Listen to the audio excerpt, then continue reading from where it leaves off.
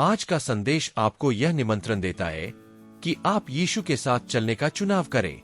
यीशु ही द्वार है और चाबी तुम्हारे हाथ में है। यीशु ने कहा, मैं ही द्वार हूं, जो कोई मुझसे होकर प्रवेश करेगा वह उद्धार पाएगा। वह भीतर आएगा और बाहर जाएगा और चरागाह पाएगा। यूहन्ना 10:9। क्या आपने कभी गौर किया है कि जीवन के अवसर और निर्णय दरवाजों जैसे होते हैं?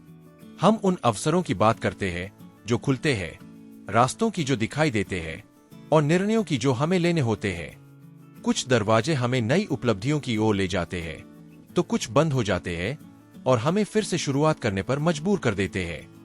लेकिन इन सब विकल्पों में एक दरवाजा सबसे ज्यादा मायने रखता है, यीशु को अपने हृदय में स्वीकार करने का निर्णय। इसका अर्थ है कि जीवन की अनिश्चितताओं के बीच भी एक सुरक्षित रास्ता है, एक ऐसा निर्णय जो सब कुछ बदल देता है।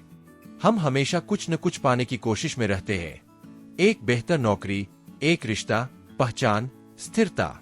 और हाँ, ये सब चीजें महत्वपूर्ण हैं। लेकिन क्या आपने कभी महसूस किया है कि इन सब को हासिल करने के बाद भी मन में कुछ कमी सी रहती है? क्योंकि वाकई में कुछ कमी होती है। कोई भी सफलता, पैसा या मानवीय उपलब्धि उस खालीपन को नहीं भर सकती जिसे केवल परमेश्वर ही भर सकते हैं। कई बार हम अपनी ऊर्जा उन दरवाजों को खोलने में लगा देते हैं जो हमारे लिए सही नहीं होते, उस खालीपन को उन चीजों से भरने की कोशिश करते हैं जो कभी काफी नहीं होंगी। लेकिन यीशु कोई साधारण दरवाजा नहीं है, वही एकमात्र दरवाजा है जो हमें संपूर्णता की ओर ले जाता है। शायद आज आप कई निर्णयों के सामने खड़े हैं। शायद आपने पहले भी कई दरवाजे खटखटाए हैं और निराश हुए हैं। शायद अब आप थक चुके हैं और जवाब नहीं मिल रहे। लेकिन सच्चाई यह है कि सबसे महत्वपूर्ण दरवाजा आपके लिए पहले ही खुल चुका है और चाबी वह पहले से ही आपके हाथ में है। आपको सिर्फ एक निर्णय लेना है, भरोसा करना, समर्पण करना और यीशु को अपने जीवन का मार्गदर्शक बनने देना। वो आपसे परिपूर्ण बनने की अपेक्षा नहीं रखते, वो तो बस चाहते हैं कि आप पहला कदम उठाएं।